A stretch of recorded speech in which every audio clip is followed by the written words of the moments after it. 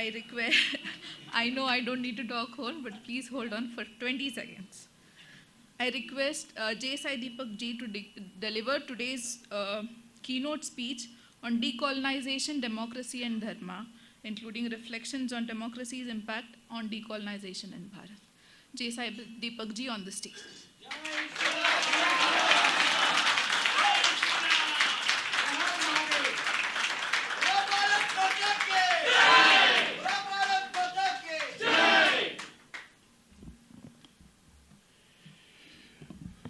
Namaste. Jai Shri Ram. So I have a splitting headache because the feverish writing of the third book is underway. So I have a deadline, I have to finish it. I have to balance it with my commitments as a practicing litigator during the day and then balance this with writing schedules of 2 to 3 hours in the night.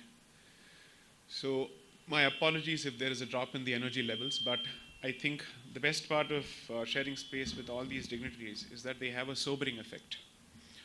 And especially what Pandit Sharmaji spoke at the end of it, I wish he had continued for a few more minutes.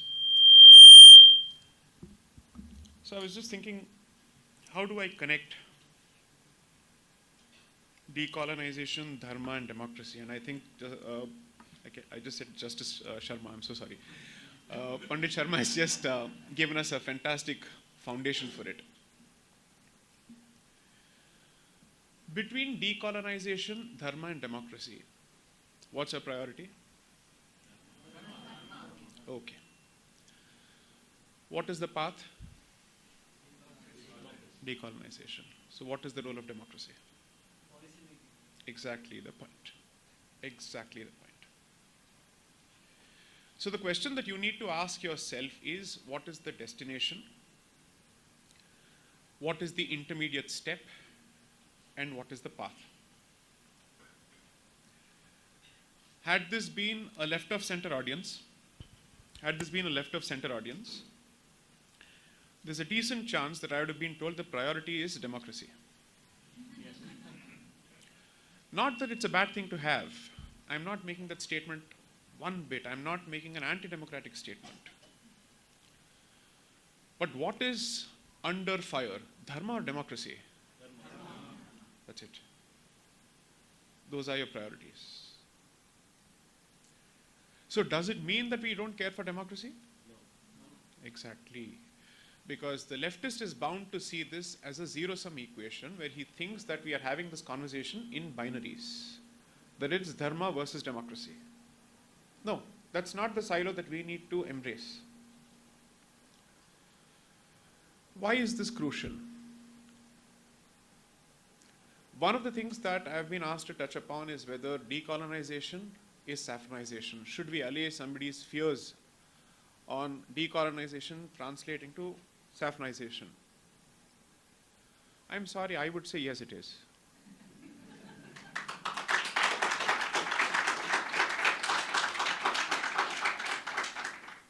Because it is saffron that makes everybody else's existence possible. That much has been established through history. The fact that everybody else thinks it's possible for them to thrive and flourish in hopefully what is still at least a 70% Hindu majority nation is not the existence of a 400-page document. The document may or may not have value or respect or force 50 kilometers away from Delhi. If somebody were to actually recall the race riots that happened in Los Angeles in 1990s, the moment law and order went into a state of what I call animated suspension, riots broke out, and people were looting and plundering each other's shops. This has happened even in instances of natural calamity. But if somebody were to recall the earthquake of Bhuj, and several other instances of natural calamities and disasters having visited this country, the instances of looting have actually been far and few in between, because it's not the presence of law and order that makes us peaceful, but there is an inherent barometer, and that barometer is what crudely translates to Dharma.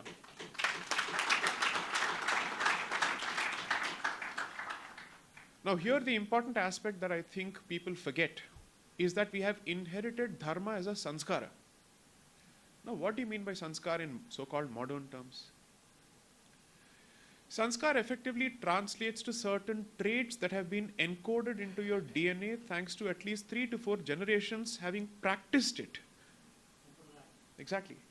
So you may call it epigenetics today.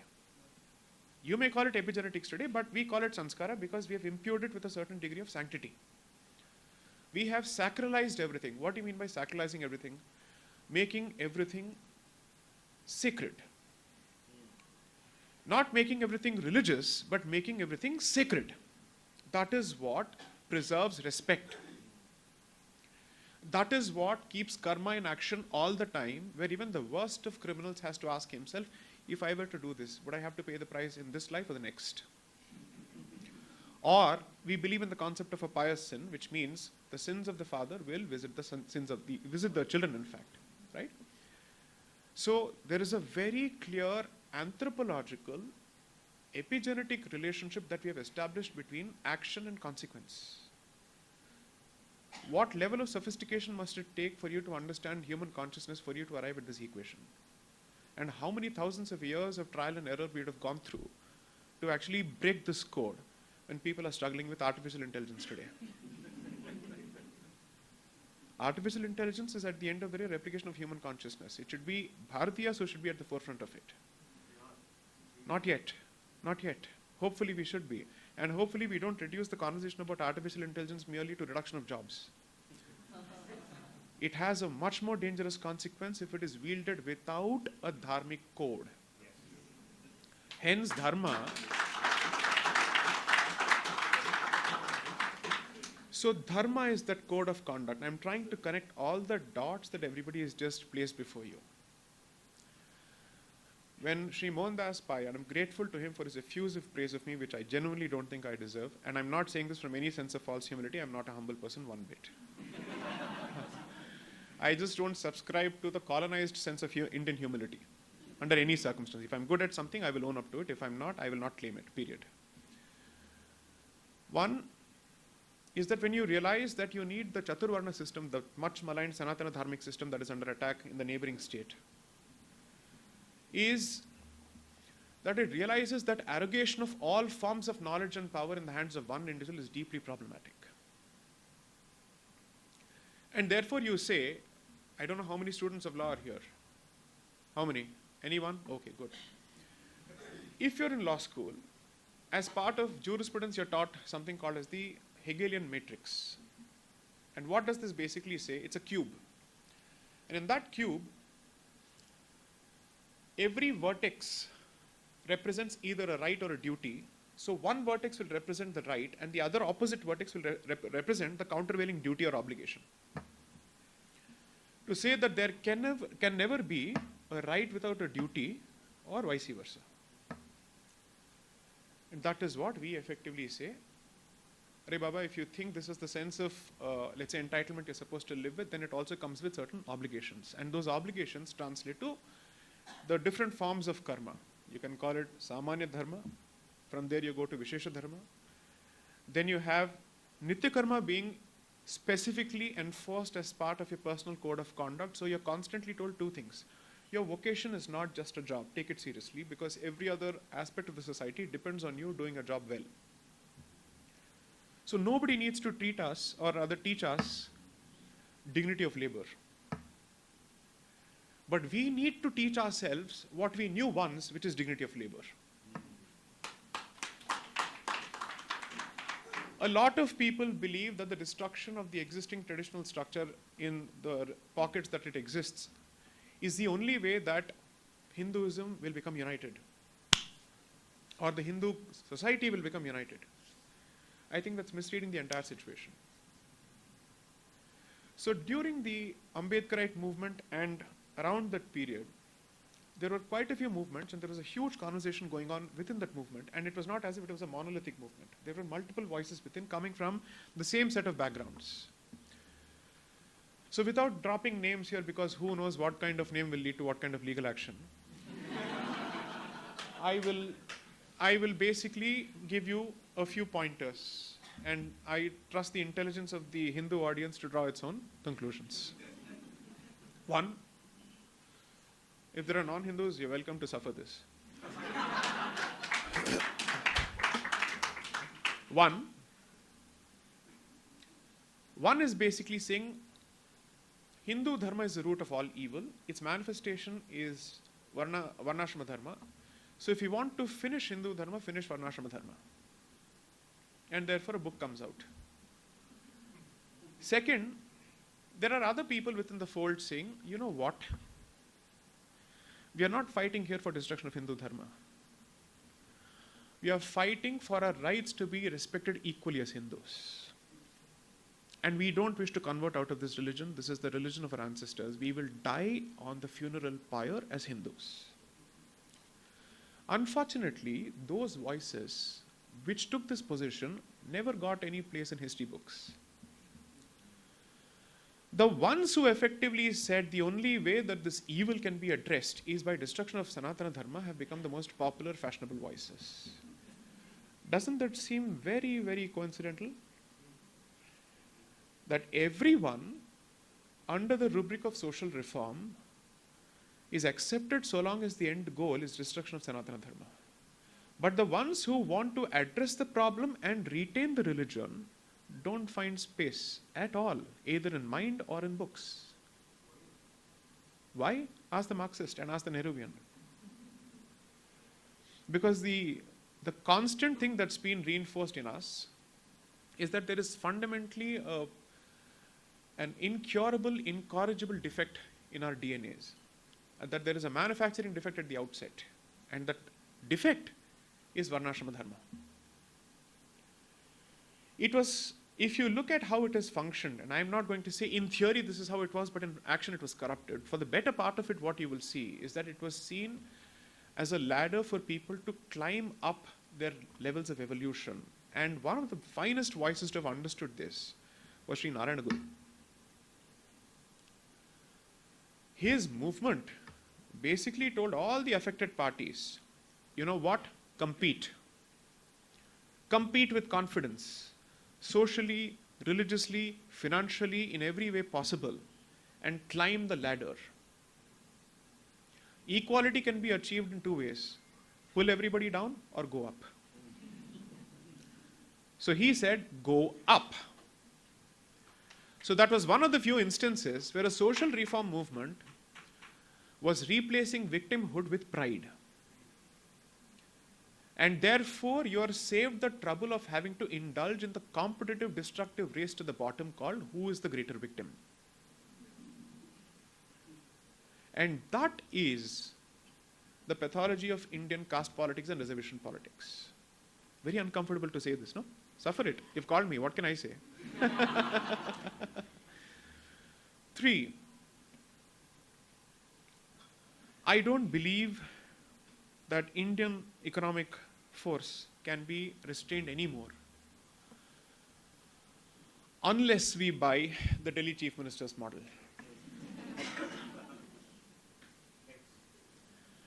That model follows a scorched earth policy, which is if I can't have it, I will destroy it. And that it is power. And the casualty is Bharat.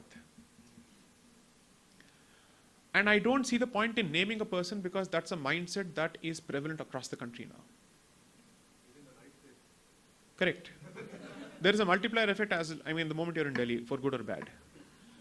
But the point I'm trying to make is you must realize that you can fixate on individuals or you can fixate on mindsets. And the thing that always lasts is an idea. So it is attitudes and ideas that you must focus on. And that requires you to understand what is this process of decolonization. I've been accused of being a Brahminical stooge who's trying to use decolonization to bring back Brahmin dominance. A lot of people have actually said this. I said, the moment you do this, you are perpetuating the stereotype that has been perpetuated about us by missionaries during the colonial period. No matter who does this, whichever party, whichever outfit, whichever ideology does this, has bought into this fully. 3,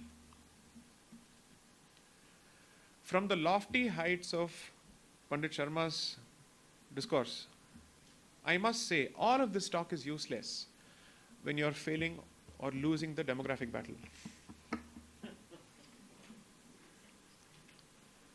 Fertility rate is what ultimately it comes down to. And you don't need state support for it, the good part. If you need state support for it, there's a problem there. So my point is, aspire for the lofty heights of Dharma, but the best part about Dharma is that it has its feet firmly planted in Bhumi. And therefore it says, as much as someone must indulge in the study of the Vedas and impart it to the rest of the world, there must be someone holding the sword, making it possible for the rest of us to lead a dharmic life. And it must be equally possible for somebody to generate wealth, because you can keep chanting everything but Bua kahan se aayega? And who is going to ensure that the society keeps running? Respect everyone, that's the point. Perhaps we should give this solution, a tentative solution, a shot, because all our social reform initiatives have fallen flat. If anything, they've only created a deeply casteist and intense society and divided society. I don't think that from the 1920s to 2024, we have become a society which is much more confident of its identity and of its unified nature. It has become even more divided. So I've always said this. I'm very, how do I put it? My interest in the political aspects of decolonization are secondary, because that is only incidental. I'm more interested in the societal aspects of decolonization because that's more lasting. It is slower, but it nevertheless pays its rewards. How many of you have been offered a biryani packet and alcohol to come here? To hear such a dry topic on decolonization? Surely, all the efforts that people like Dr. Vikram Sampath and generations of unsung heroes have put in have finally paid off, because that literature is beginning to surface now.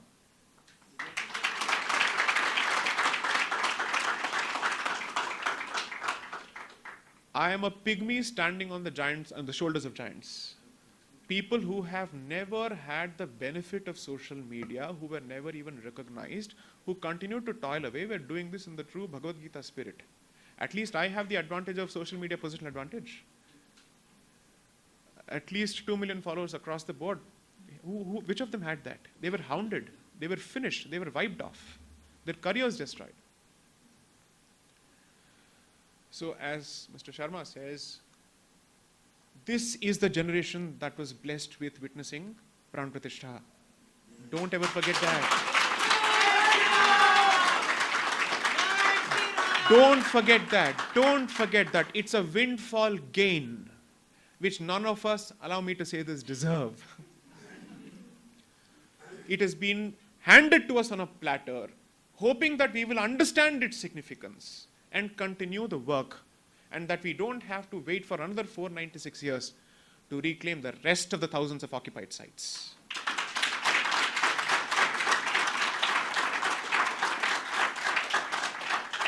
So what is it that we can do? Be smart. That's the first thing. That's the first thing. Uncontrolled aggression is impotence. It leads to nothing. You're firing blanks, pun intended.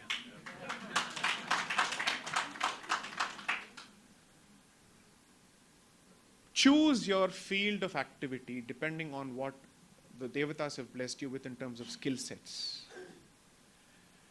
And find a way to contribute to this ongoing silent movement in your own spheres of influence. Everybody must become a Hindu missionary.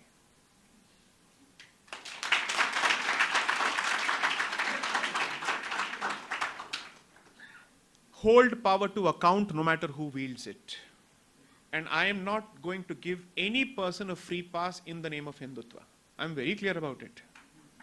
I'm very, very clear about it. Because they have dual responsibility. They need to deliver on development. 100%. And they also, and perhaps even more importantly, need to deliver on Dharma.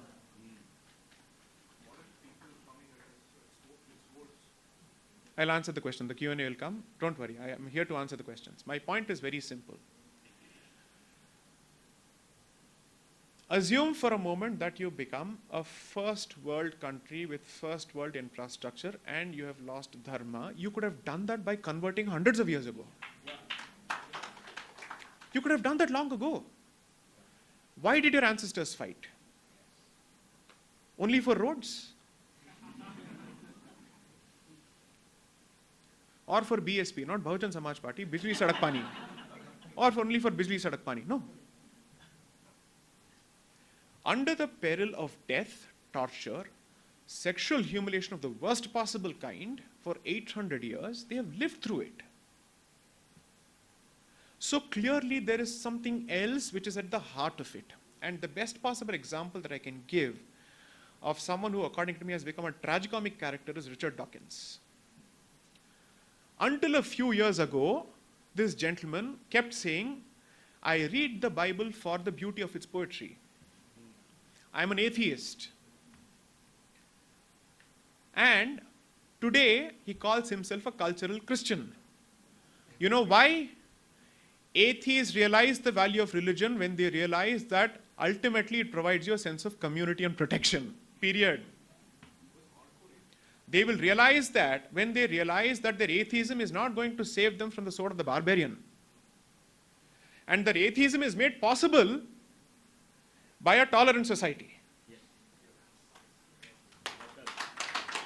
I have no problem with cultural Hindus and atheists. Let me say this, because as Mr. Pai says and Dr. Sharma says, we don't believe in imposition. If you're not blessed to understand the value of Hindu Dharma, that's your karma. No problem. No problem. Just don't reduce the rest of us to your standards.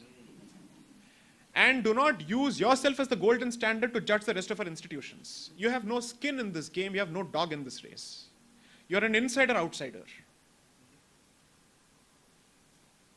So the point I'm trying to make is, all our priorities today are at a point of convergence. You can't give up on any of them, because it is economics that makes it possible for Bharat to withstand geopolitical forces.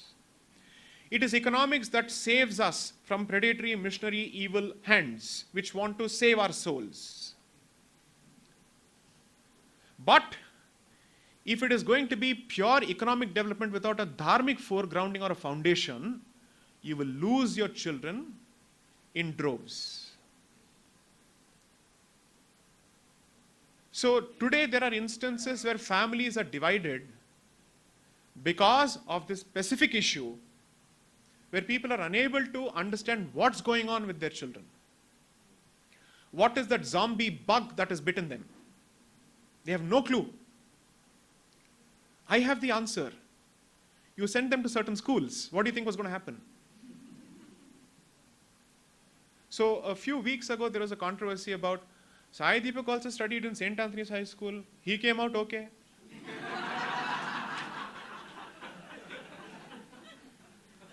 I'd say, Baba, that was destiny. That was not the intention. Surely they didn't intend me to come out like this.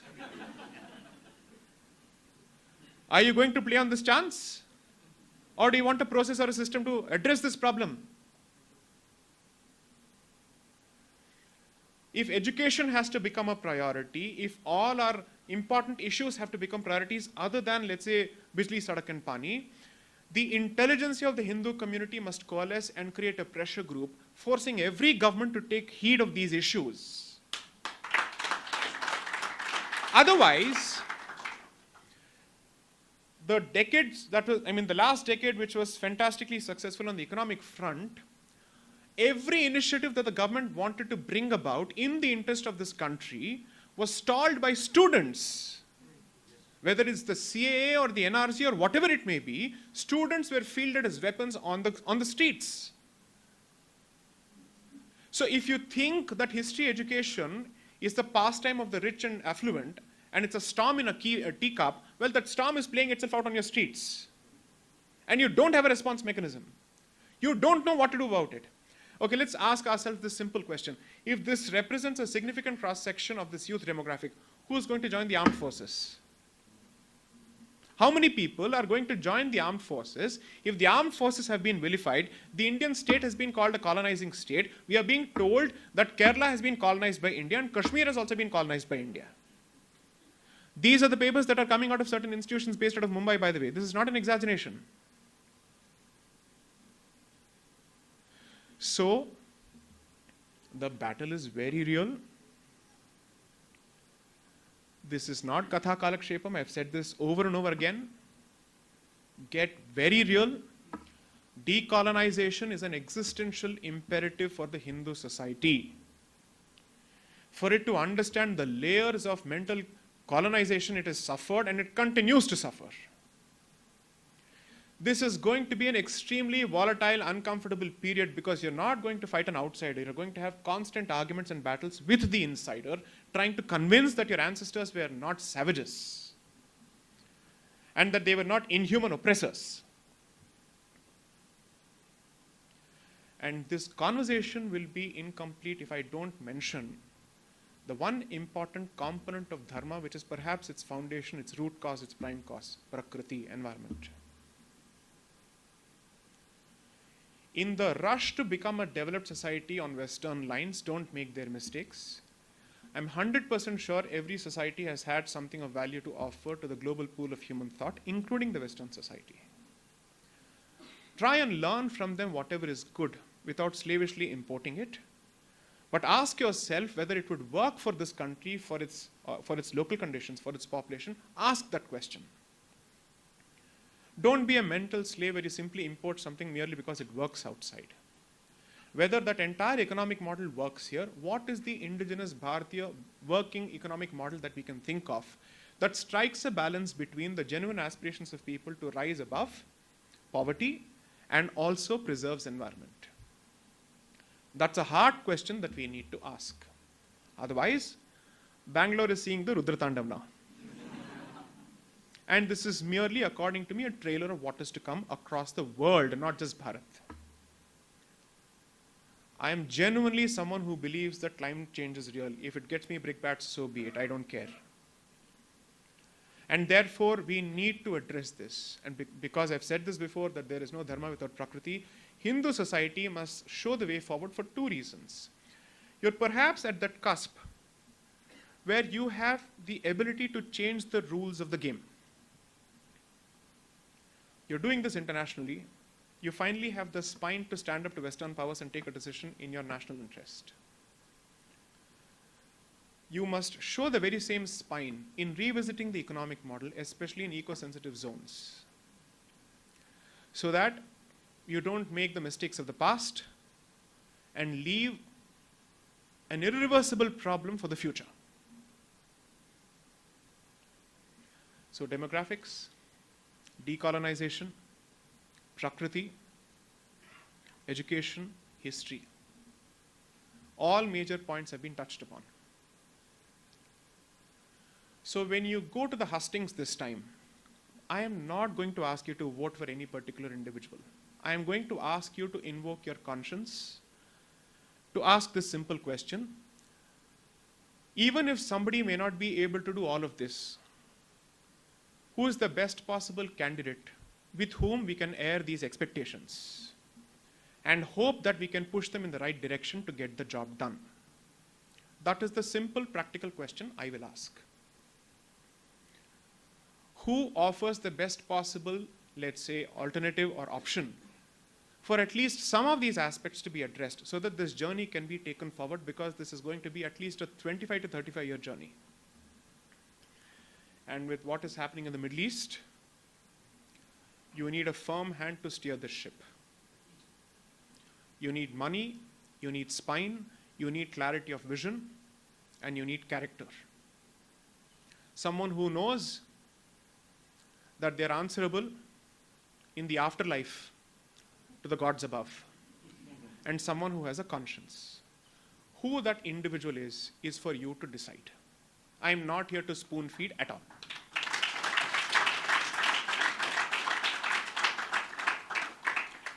When people ask me, what do you think we can do? Because on a daily basis, I keep getting DMs and messages and emails. I'm sorry to say, it just so happens that I am fundamentally a ruthlessly, ferociously introverted person outside of this. So I literally shun people the moment I'm off the place. My mother has to literally shake me to get words out of me. So when people keep asking this question, so I thought I'll actually put out a video of some sort, but I'm against the concept of a self-recorded video because it goes against the optics of being a practicing litigator, so I don't wish to do it. So I'll use this forum to present a few actionable deliverables within your power that you can do so that you know what is it that you can do to take this forward. One, all the opinions that I have today, I've had them at least since 2004 or at least since 2009. I tried telling the very same things to a lot of people around that period. But why should anybody listen to me? What has made it possible for me to get an audience is my command over my subject. And even if I say so, let's use the word proficiency, if not expertise, when it comes to my core areas of competence. So, as a Hindu who believes in being a karma yogi, you must be absolutely brilliant at what you do. That is the first thing that gets you an audience. That is what gives you financial independence and mental independence to pursue your cultural initiatives. I will never go and ask anybody to contribute to any initiative that I wish to support. You wish to do, you do it, I don't care. I will do it because I have the ability to do it. You want to match, you match. So that gives you the independence. Second, a hardcore spiritual and religious grounding which must become a part of your daily life. I'm asking you to spend not more than 15 to 20 minutes a day in at the very least revisiting your roots in some form or the other. The good part is not one day of the week is ours, every day of the week is ours.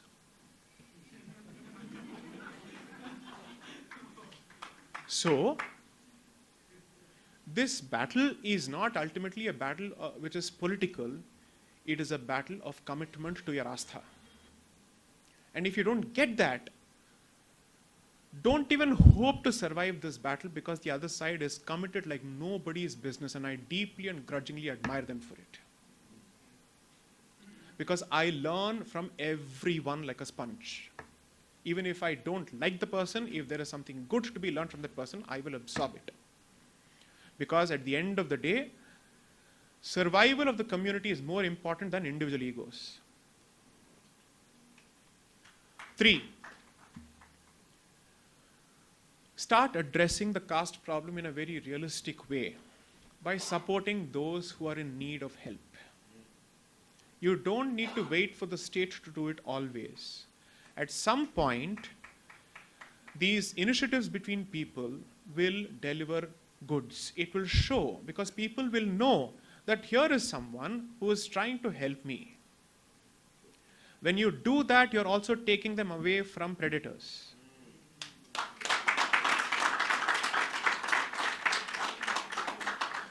The more we go down a political discussion on reservation, it will only divide us further. The answer lies in society, not in politics. I've said this often, over and over again. When temples become the point of convergence, where they preserve their traditions in accordance with the Shastras, because I certainly believe that Shastras have a value no matter who calls me what, and they also perform their societal obligations and reach out to the underprivileged, that is exactly when you're actually in a position to start having a decent, honest, and calm conversation on reservations. Until then, this conversation will never start. No political entity has the incentive to start it. They have a disincentive to start it. So here, society has to take the lead. 3. 4, please keep a watch on your children. Unrestrained independence is not a badge of honor. It's not a badge of pride. Don't wear it shamelessly. Have some supervision of what is happening. You know we are being targeted in multiple ways. I don't need to spell it out. So please keep a watch. The problem of the Hindu parent is they don't know whether to fill their children's heads with negativity and protecting them. I think that's their confusion. What do? I don't wish to poison their heads. The point is, Shatrubodh is not poison. That's an essential survival instinct. That is what has kept the Jewish identity alive. That is what has kept several indigenous communities alive across the board. One of the finest things that I have watched in recent times is that young Maori politician in New Zealand issuing the war cry of our ancestors from the floor of the parliament. Amazing. And if you watched her speech, this is what she basically said. This house has been interfering and touching things which it has no business touching, which is what they hold as sacred. And therefore, I've had no other option but to land in this house to protect my people. At my lecture in Berkeley, we made it a point to call someone from the indigenous community of California, specifically to say, we are here for you. Hindus have to take the lead in the revival of indigenous communities. That won't happen as long as you think of yourself as a brown sepoy. So decolonization is imperative for you to take leadership and provide an alternative new world order where there is respect for indigenous communities. We are an indigenous community, for God's sakes. Every non-Abrahamic community is an indigenous community. Yes. That is how the definition has become over the last 1,000 years. 5, find a way. So one is, of course, money, education, whatnot. Find a way to support those who are truly pursuing the Vedas. I have to make this statement. Because that much maligned, vilified micro-minority is being crushed from every place. I am not talking of the priestly category. I am talking of Vedadhyayis. Because that's been the traditional philosophy of this land. Call out hypocrisy wherever it exists. Nobody's going to stop you. Call out lack of character and integrity wherever it exists. Nobody's going to stop you. But at the same time, acknowledge the existence of those who have decided to pursue that in these volatile, hostile times, because this is not exactly a friendly atmosphere for pursuit of the Vedas. And if there are snakes who need to be wiped out, well, those snakes could have abandoned the study of the Vedas for something else. Because if they are so evil and so diabolical in their brains, surely those brains could have been used for earning money as opposed to suffering this kind of, let's say, calumny and vilification from their own people on a daily basis. Whether somebody says this or not, I will stand by the temple, the cow, and the tradition, period.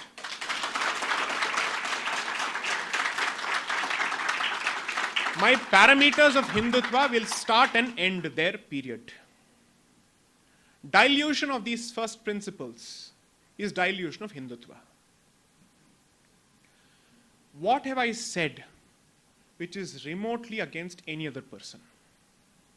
All of this is to address internal problems, internal issues, internal inconsistency and discord. So for those ultra politically correct people, oh, does this speech have something that will create trouble for me in my office spaces? If I follow this? Well, if it creates trouble for you in your office spaces and you still decide that the office space is more important than protection of this culture, you deserve the fate that's coming your way. Then you have no reason to whine about this.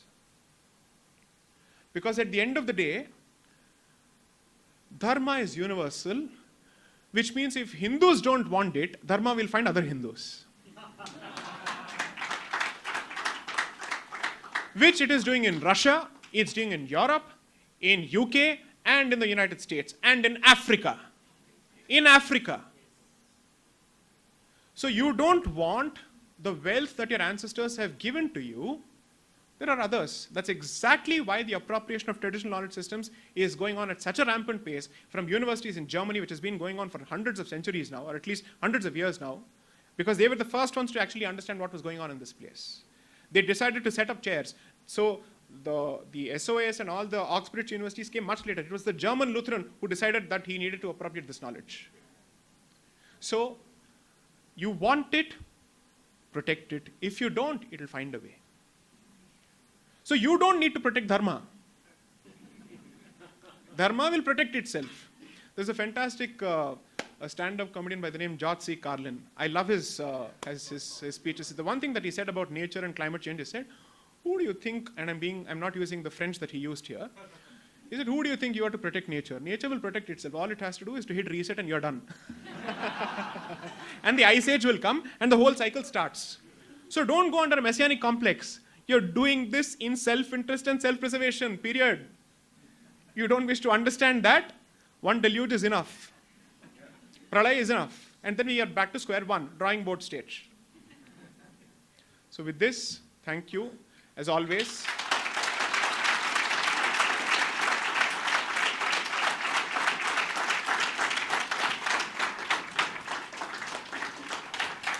Just one point. Bangalore has everything going for it to lead the Hindu Renaissance. Everything.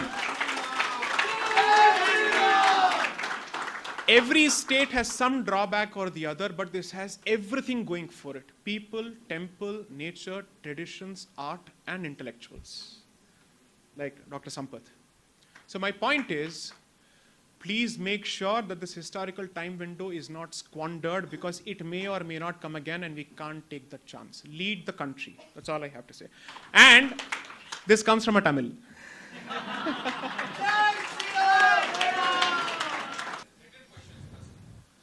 Namaste Deepak ji, I'm Prasad here from Bangalore, BTM Lever. I just have one question. Could you just please highlight on the article 2930 which you have been discussing? What's going to happen with that?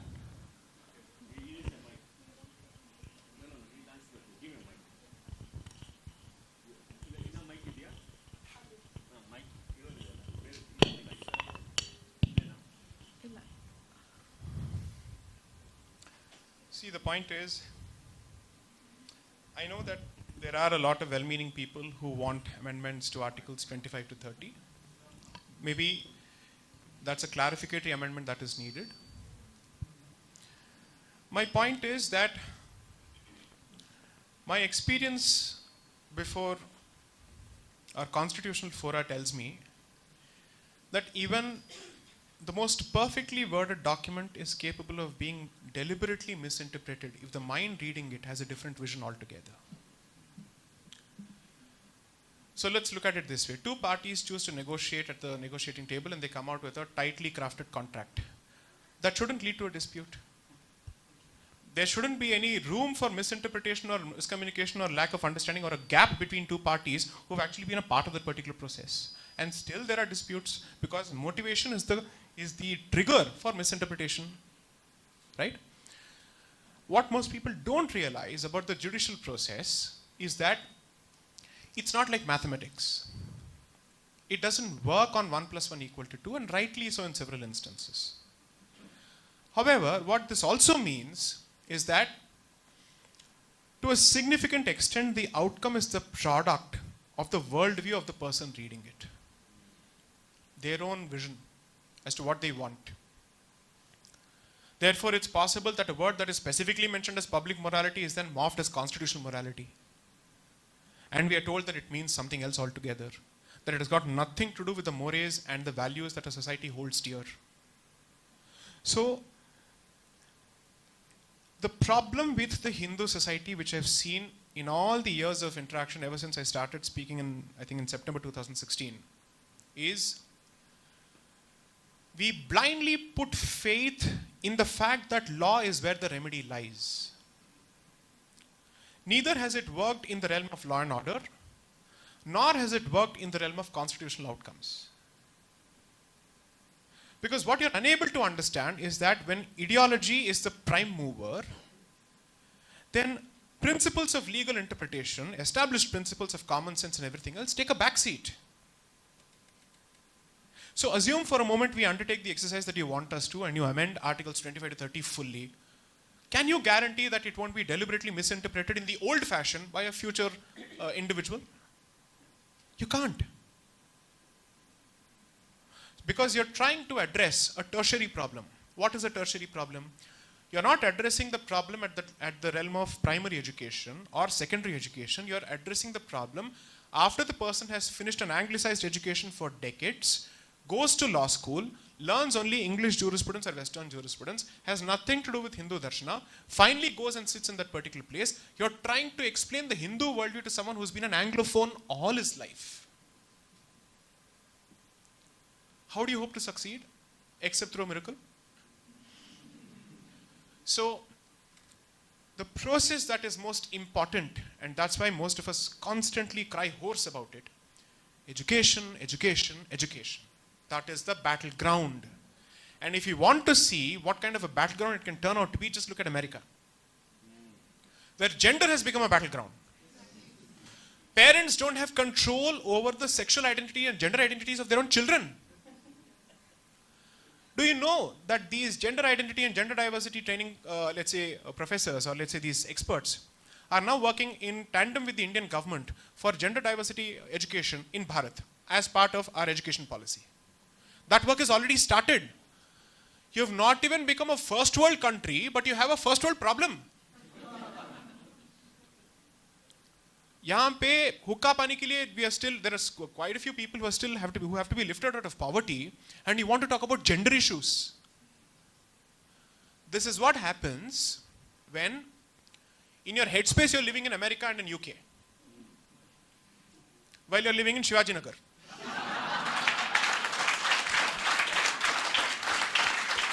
Sorry, that would be the Middle East, my apologies. So my point is this: address this problem as quickly as possible because it's going out of hand.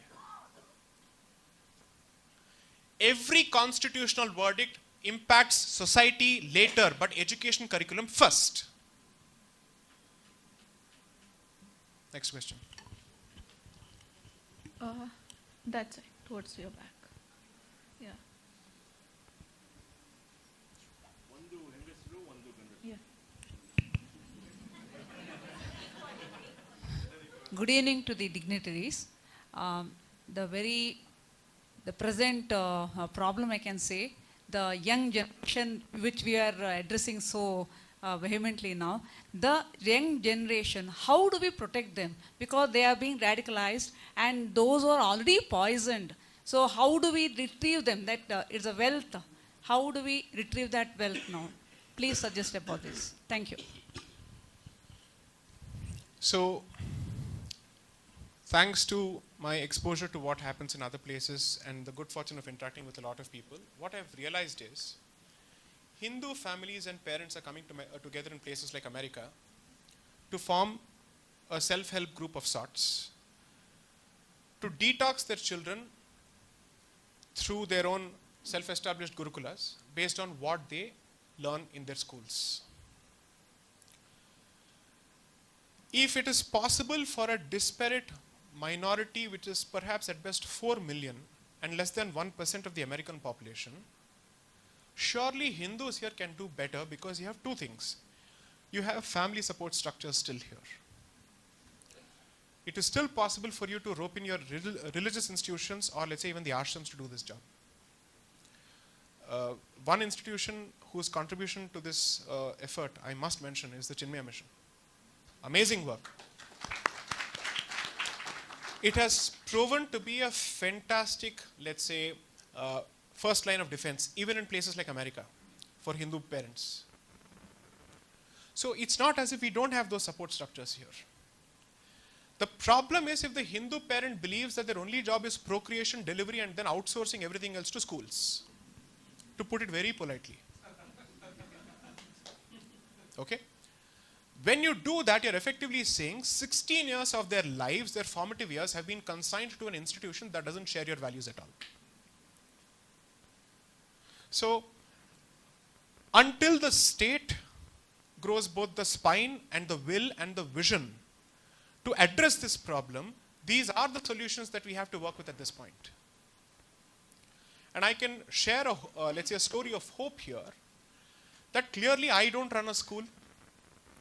Dr. Vikram Sampath doesn't run a school. Dr. Anand Ranganathan doesn't run a school. In the age of social media, we have managed to use these media to create a multiplier effect. And we have had rank strangers share stories of change, deep introspection. Some couples have moved back from California to Bharat to establish schools and whatnot. So I am saying that we have to use the cards that have been dealt to us at this point. I wish I had a better solution to offer. At this point, these are the limited options, but I think they can still do the job. If all the literature that we have produced, the content that has been produced by so many people has had an impact and has found an audience in the remotest of places. I'll give you one example. I've never been to Assam. The first time I went was late last year for the book fair, the Assam book fair. I genuinely thought, who's going to know me in Assam?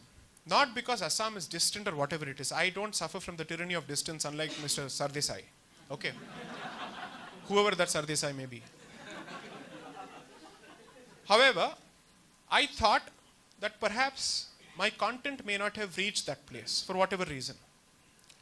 When I walked into that room, rather the auditorium, and this video is available, you should watch it.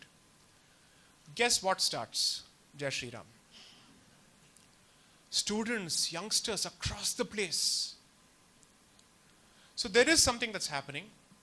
There is a silent revolution that's happening because the channels of communication and the monopoly over them have been taken away from mainstream media, which is exactly the problem with social media, and they've been democratized. Find a way to use this.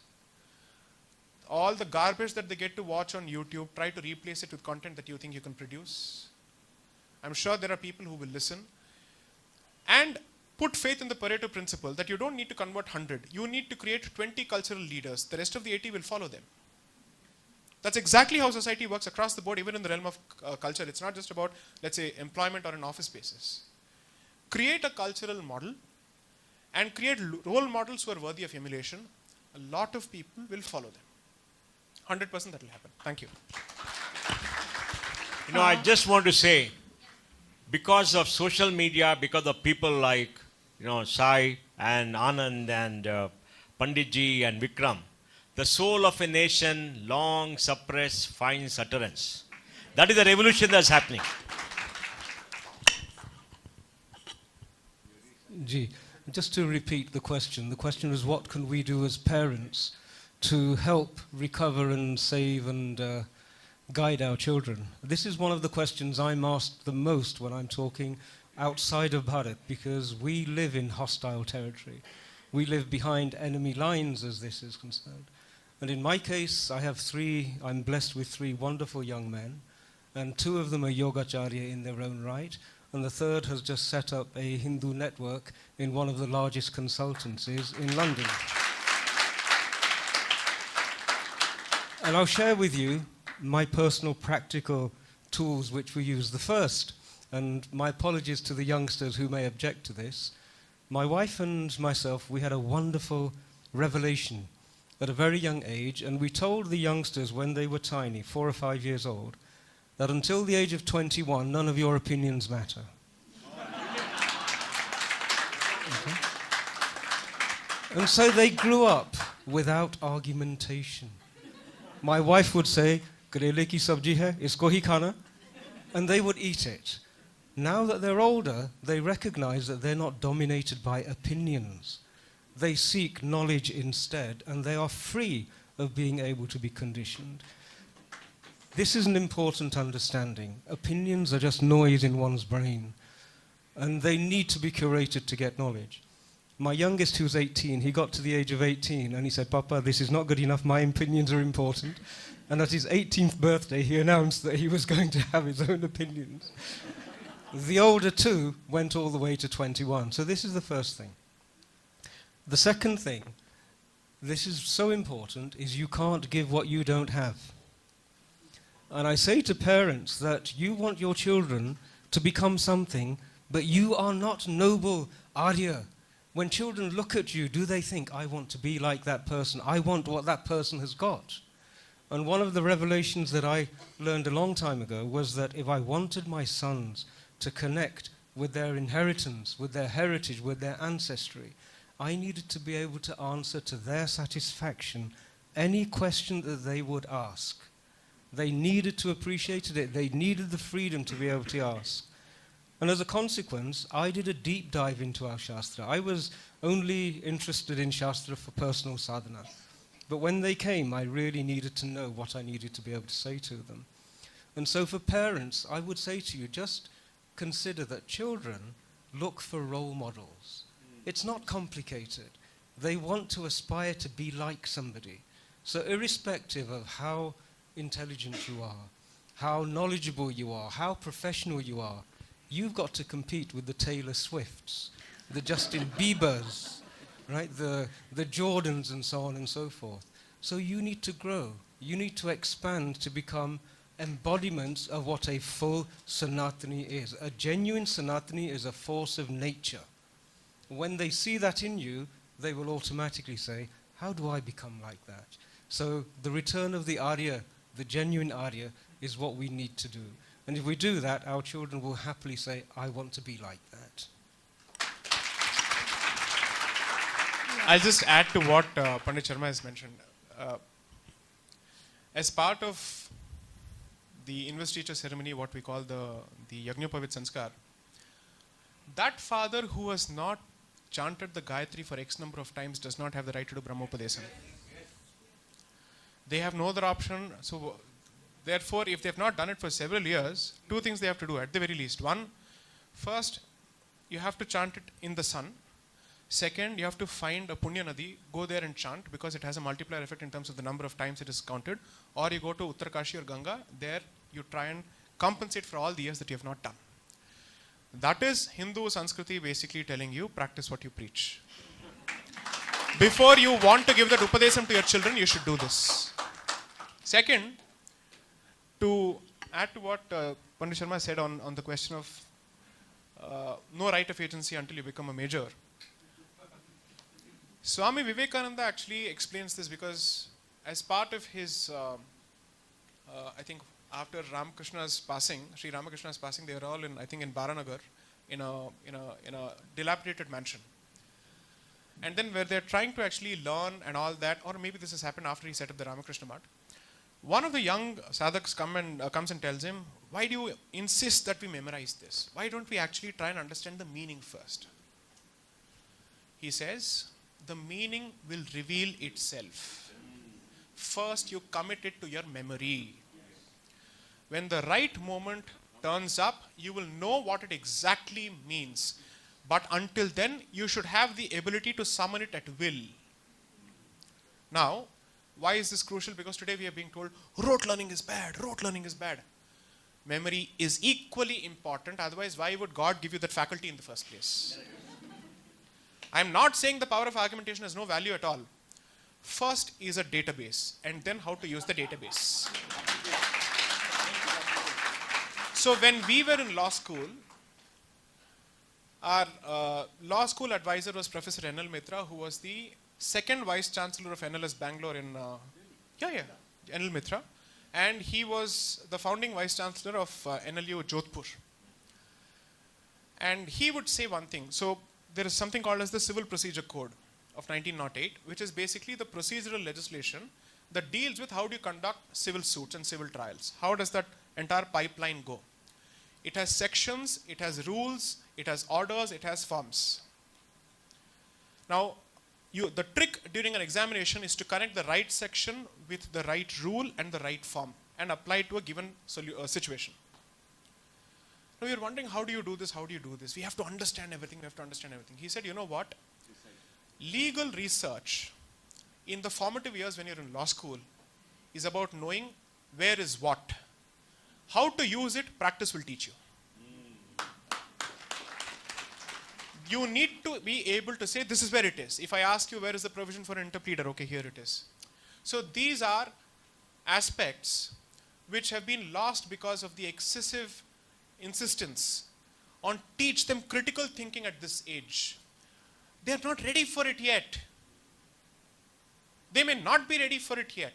So first give them the formative grounds. Because what happens is, I think as I survived an education in a Christian school and all the secularization that you go through in law school, primarily because of the culture that was imparted to me as a child, which I took for granted. I did not respect it, I resented it fully. But now, the memories bring back tears. Oh, this is what I was given. Look at the value of it, it has kicked in at the right moment. So what was a bitter memory when you were going through it has taken the form of nostalgia.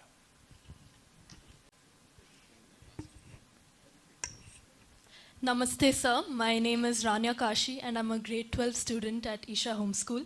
My question to you is, who inspires your dharmic mindset and how can I as an 18-year-old learn better and explore this side of my culture?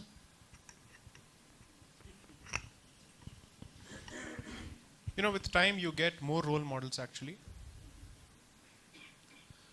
But the one whose voice has always moved me heavily is Swami Vivekananda. Swami Vivekananda.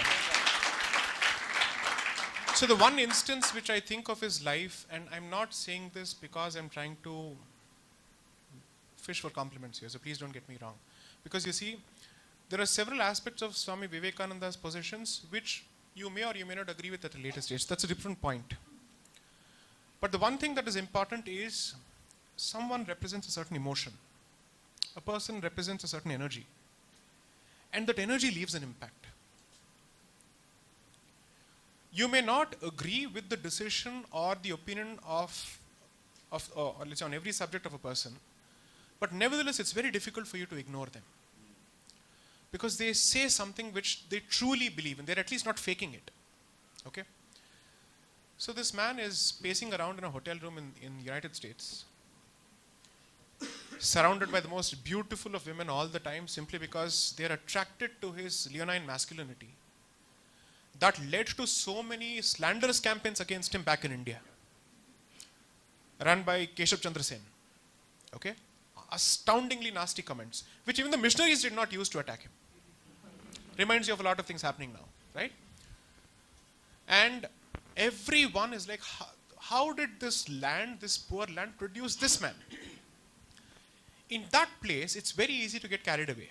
When you're seeing as someone coming, so what is the year that he goes there? It's 1901, 1902. 1893 is when the Chicago Parliament happens. He's what?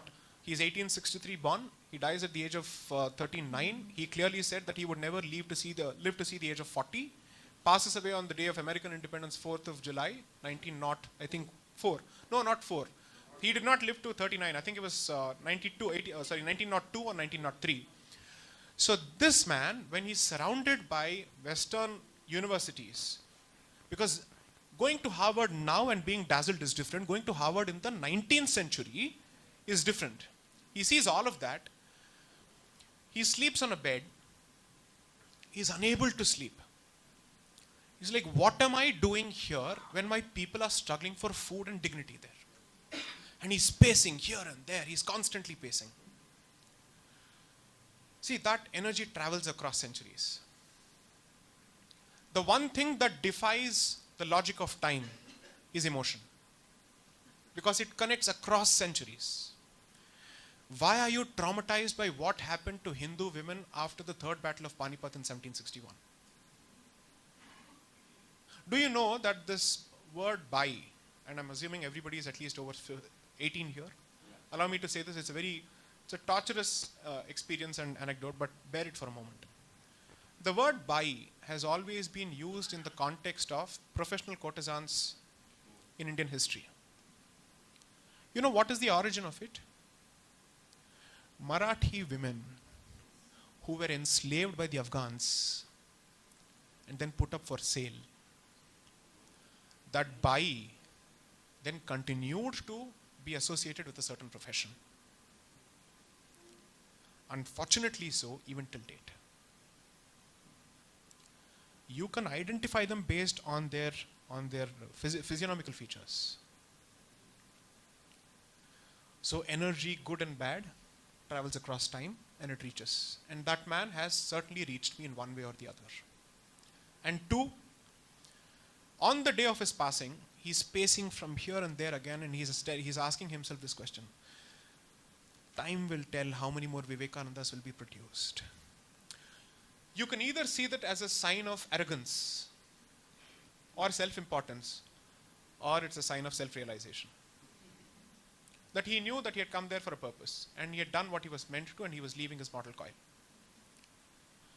That institution that he set up single-handedly revolutionized the perception of Hindu Dharma in the West even before political independence. That achievement can never be understated. Thousands of people coming to Bharat in search of spirituality from the rest of the world when we had nothing but, let's say, poverty to offer, except for spiritual wealth. I would say he was among the titans who led that movement. And therefore, according to me, to reduce him to a spiritual figure isn't enough. I call him a patriotic rishi, for whom Bharat was everything. So he was absolutely clear about the Islamic period. He was clear about the Christian period. And his pamphlets, short books that he kept writing, I kept reading them over and over again when I was in engineering. I never had the benefit of actually attending any courses at Ramakrishna Mission, but their books did a wonderful job of spreading their message. So among the people over the years, my foremost early memory of someone who inspired me to think on these lines, it has to be Narendranath Datta.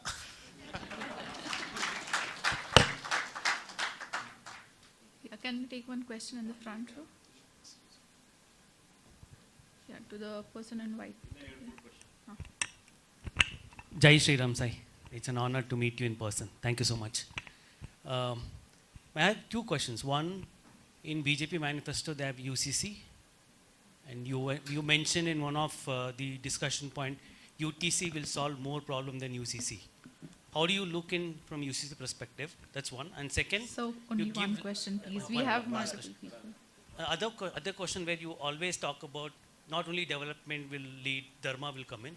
And you also talked about in a couple of points where right to education was not been revealed, or they've not done much whatever they're supposed to be done. But having said that, when you have an opportunity to meet Prime Minister Modi or someone, have you ever discussed, or why you not discussed so far, if that's the case? So because what I understand, Modi is a very good listener. Maybe he has something in his plate we are not aware. But when we listen to you, there is always a light slap with a kiss. Kiss, not because I'm not a gay, so just so considering that, what is your view on this? Ultra important clarification. So I will not answer your questions directly. Let me dance around it for a moment. See, on UCC, I've given at least 2 detailed lectures. I don't want to go down that path again. I've explained the pros and cons of it. Contrary to popular perception, I'm a nobody. Okay? I have no aspirations or illusions that my word carries weight or it matters in the corridors of power. I have no such illusions whatsoever, and it doesn't make a difference to my life. Because what I am doing is to try and send the message out. If it reaches the right person, it does. The only time I have met the Honorable Prime Minister was in April 2019, and it was a public meeting of which photos exist, where I went along with the Pandalam family as their lawyer to discuss the Sabarimala case. Because they clearly insisted that they would not have that meeting unless and until I was there to discuss the legal nitty-gritties and the way forward. Okay? Basically, the simple question was this. The temple's tradition has been affected by a certain judgment. What is this? How can this happen? Centuries of traditions have been rendered useless. Fortunately, of course, the Supreme Court itself revisited the decision, and status quo ante, which is the position as it existed before the judgment, has been restored for now, until the issue is decided finally. I have never met Sri Modi other than that ever in my life. Okay? I'm making the statement not because it's a complaint or an expectation. I'm simply saying I have no such aspirations whatsoever. Most people assume that all the overtures and initiatives that I've done over the last 8 years is my way of facilitating or enabling my path towards politics. Okay? they don't realize that I am not interested in it because I'm able to do a lot more through my engagement with the society without compromising on certain issues intransigently. I get to retain the principle of my position by staying out of it as much as possible. Okay? Now, surely in this age of social media, with all of you listening, and none of you know me from Manu, not Adam, okay? Surely others are also able to hear me then. Now, what they draw from it, what they make of it, how they choose to action it is entirely left to them. But I know one thing for a fact, that the works on decolonization that several people have produced before me, and the first book that I authored based on their works, to give them due credit and full credit, have managed to reach a significant cross-section of the decision-making establishment, including in the bureaucracy, with no efforts on my part to ask anyone to push my book. Okay, I've never done that, I will never do that. Because ultimately it will speak for itself. So what I'm hoping is that the more I stay away from centers of power, the greater I retain my ability to speak my mind and also provide honest, constructive criticism when somebody falters. So I have, genuinely speaking, no skin in this political game. That doesn't mean I don't have a political leaning or a political option in my head. I've made it abundantly clear that when push comes to shove, which way my button will go. There I've never ever deferred, as long as that option works for Dharma. That is the important rider and caveat. So beyond this, I don't wish to answer this question. Okay. Namaste, my name is Kirtana and I'm an educationist. My question is, as an educationist, what can we do to inspire and foster Indic mindset in the younger generation? Thank you.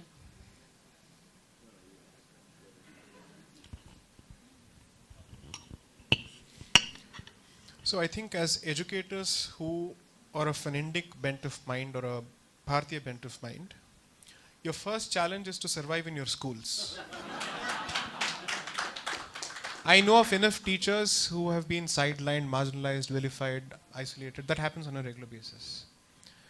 So, thanks to the fact that you stand by your principles and that you continue to believe it to the extent that you're being openly vocal about it, so kudos to that.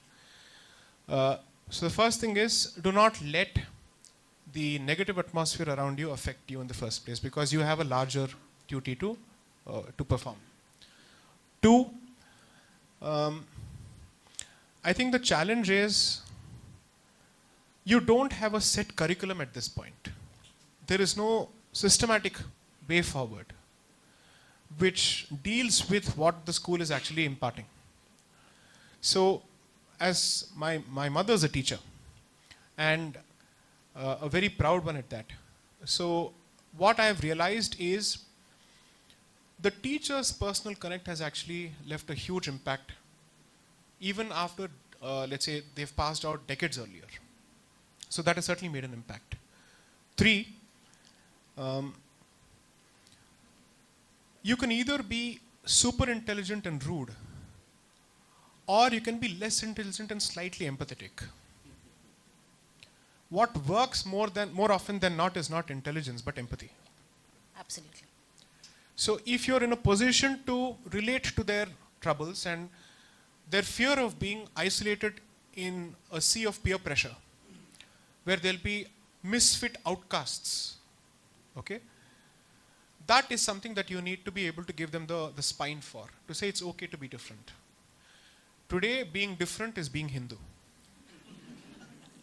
And that is something, I don't think I'm offering any tangibles to you, because it's a very different reality altogether. I have never inhabited in your shoes, so I don't know how it works.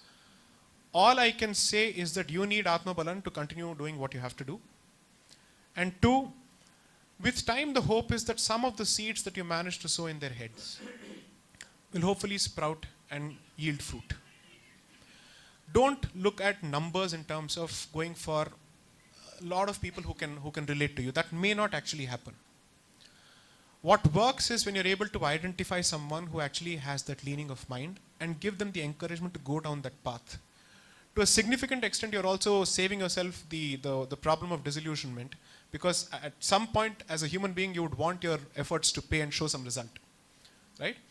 So your knack has to be to identify that person, invest in that person, and hope that they will become role models, because students learn from their friends than from teachers. 100%. So if a role model is created out of one student, either out of envy or jealousy or competition, others will want to be him or her or them. Him or her. So let's hope that's the case in the future. So the point is that I think that is perhaps one way of going about it. Other than that, constant learning is the only thing that keeps you on your toes, especially in this department, because more and more content is being produced that forces us to revisit what we thought we knew. So you have your homework cut out for you. Thank you so much.